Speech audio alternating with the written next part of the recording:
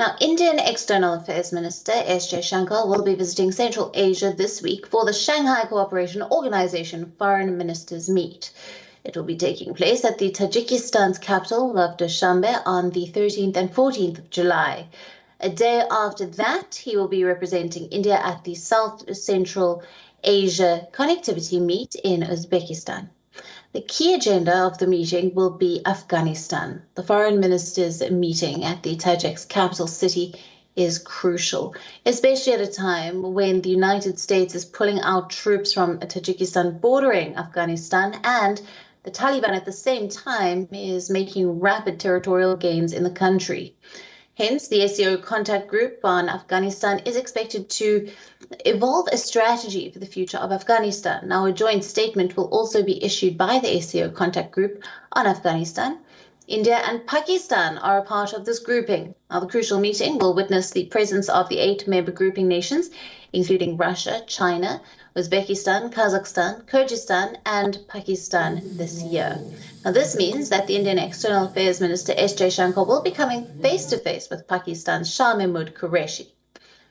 Remember, during the SCO National Security Chiefs meet last month, Indian National Advisor Ajay Doval had targeted the Lashkar-e-Taiba and Jaish-e-Mohammed, and he had proposed an action plan on the terrorist groups.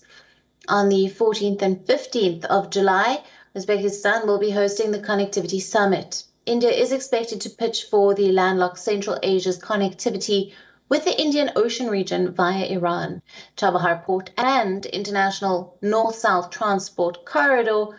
Uzbekistan is eyeing to connect with India via the Chabahar Port and is a part of a trilateral with Iran and India. Now, it wants to push a smoother multimodal connectivity links between South Asia and Central Asia. Now, we are being joined by our principal diplomatic correspondent, Sudan Sybil, for more on this. Good evening to you, Sudan. Now, the key agenda of this meeting will be Afghanistan. What are we expecting from the SCO contact group to evolve a strategy for the future of Afghanistan? Well, last week we know that the Indian External Affairs Minister was in Tehran and Moscow, where Afghanistan was the key focus area. This week it will be Mission Central Asia, with 2 capitals buzzing. One, of course, is Dushanbe, another is Tashkent. Tomorrow, of course, is the foreign ministers meeting, the Shanghai Cooperation Organization foreign ministers meeting, in-person meeting, and undoubtedly Afghanistan will be key focus. Interestingly, the day after that, we will see the SCO foreign minister meeting and the Afghan foreign minister meeting, that is SCO contact group meeting. And in this meeting, not only the Afghan foreign minister will brief about the situation, but we will also see thereafter on the sidelines a formal bilateral between the Indian External Affairs Minister and the Afghan foreign minister. This is the first ever in-person meeting between the two sides in many months, and of course will be an occasion on how, of course, India sees the situation, how India can help Afghanistan at a time when Taliban is making territorial gain. Then, of course, the next stop over will be Tashkent, where not only foreign ministers for all these countries will again meet, but also foreign ministers from various countries. And, of course, interestingly, the U.S. Special Envoy on Afghanistan, Zalmay Khalilzad, will also be present. So this will be an occasion for, of course, more meetings, more in-person meetings. But undoubtedly, it is the shadow of Afghanistan that will be the main crux. Remember, both these countries, Uzbekistan and Tajikistan, share border with Afghanistan, and of course we know that how the violence level has been increasing in northern Afghanistan, that led to almost more than 1,000 Afghan soldiers to cross over into Tajik side. So that, of course, is the situation that Tajikistan is handling, but the Tajiks will also be keen that the world gets to know what is exactly situation on the ground. In fact, interestingly, the Afghan envoy to India has spoken to WION just a short while ago and talked about the situation, saying the violence is increasing and they hope that Taliban will give peace a chance, but that, it looks like, is not happening anytime soon. Right, Sudan. Now, with regards to, I want to shift focus to the multimodal connectivity in that region. Take us through the objective for India and the significance of strengthening these trilateral relations here.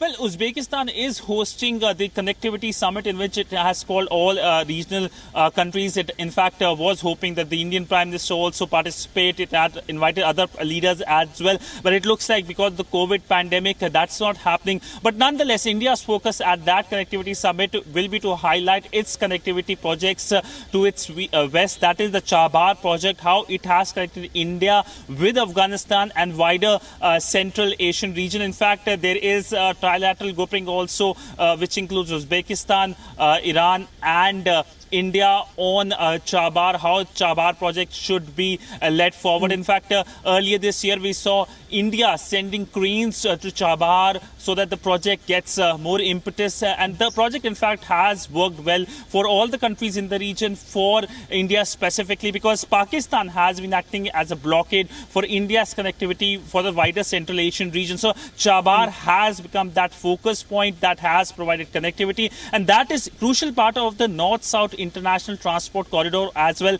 that connects Mumbai with Moscow, and it is cheaper way to send goods from India to wider European counter rather than going through other ways, especially the Suez way as well, the Suez Canal route as well. But nonetheless, India is working hard on connectivity, and that is what India will be talking at the big connectivity meet in Tashkent later this week. Siddhant, thank you very much for bringing us all those details there. We are now available in your country. Download the app now. Get all the news on the move.